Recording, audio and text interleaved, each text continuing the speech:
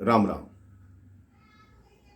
हम अपने जीवन में जिसको अपना सबसे प्रिय मानते हैं, जिसको सच्चा मित्र मानते हैं, लेकिन जब समय आता है सबसे पहले वही आंखें फेर कर दूर हो जाता है।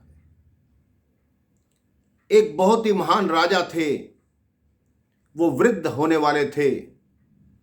उनके मन में आया कि मैं अपना राज्य अपने पुत्र को दे दूं और अपने गुरु के कहे अनुसार संन्यास पथ पर चला जाऊं। उस राजा की 4 रानियां थी। नियमानुसार उसने अपने सबसे बड़े पुत्र को राज्य सौंपा और संन्यास जाने की तैयारी कर ली। वो सबसे पहले सबसे छोटी रानी अर्थात चौथी रानी के पास पहुंचा कि मैं संन्यास के लिए जा रहा हूं, तुम मेरे साथ चलो। तुम में मुझे बहुत अधिक प्रेम है, क्यों तुम सबसे छोटी हो। उस रानी ने कहा, आपने जहां जाना है जाओ, मैं जंगलों में आपके साथ नहीं रहूंगी, मैं यहीं महलों में रहूंगी।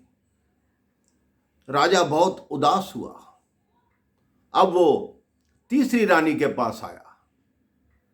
उस रानी से कहा कि आप मेरे साथ चलो, मुझे संन्यास के लिए जाना है, मैं जंगलों में रहूंगा। तीसरी रानी बोली, आपने जो करना है करो, मैं कहीं साथ नहीं जाऊंगी, मैं तो आपके जाने की देर है और दूसरा विवाह कर लूंगी। राजा बहुत उदास हुआ, बड़े बुझे हुए मन से दूसरी रानी के कक्ष में आया। यही बात उसने दूसरी रानी को कही कि ऐसे ऐसे मैं संन्यास के लिए जा रहा हूं और तुम मेरे साथ चलो। वो जो रानी थी वो बहुत बुद्धिमान थी। वो राजा के हर राज्य कार्य में उनका साथ निभाती थी। राजा को यह पक्का विश्वास था कि ये मेरे साथ अवश्य चलेगी, लेकिन उसने भी ऐसा उत्तर दिया कि राजा का मन टूट गया। उसने कहा, आप जाइए, मैं यहाँ सारी व्यवस्था देखूंगी और जब आप कल को समाप्त हो जाएंगे, आपका अंतिम संस्कार भी राजकीय सम्मान के साथ मैं कराऊंगी। कोई ये नहीं कहेगा कि आप सन्यासी थे, सब लोग यही कहेंगे कि आप एक राजा थे और राजा की भांति आपका अंतिम संस्कार हुआ। जब तीनों रानियों ने मना कर दिया, राजा सिर झुकाए तीसरे कक्ष से भी बाहर निकला। तभी दूर से एक आवाज आई, बताइए कहाँ चलना है। राजा ने सिर उठाकर देखा तो वो सबसे बड़ी रानी थी। बिल्कुल दुबली पतली हो गई थी, कपड़े पुराने थे, तन पे कोई आभूषण नहीं था।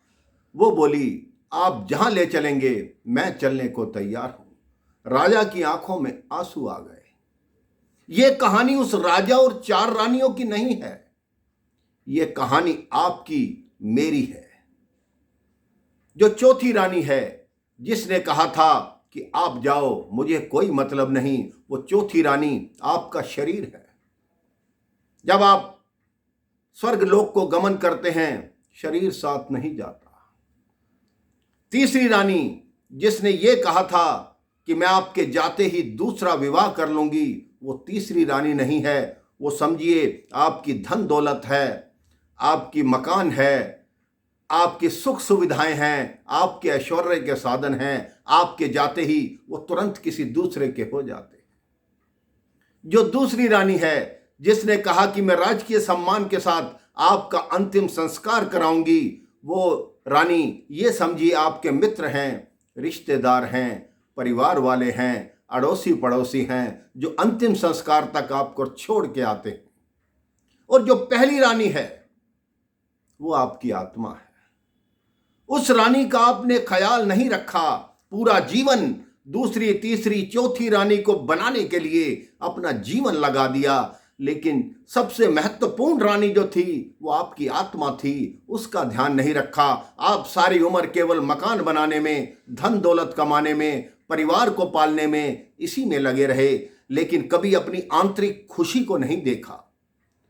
अब भी संभल जाइए और अपने अंदर आंतरिक खुशी को ढूंढिए, अपनी आत्मा को पवित्र रखिए, सदैव भगवान का स्मरण कीजिए, उन्हीं का नाम लीजिए। राम राम। जय श्री राम।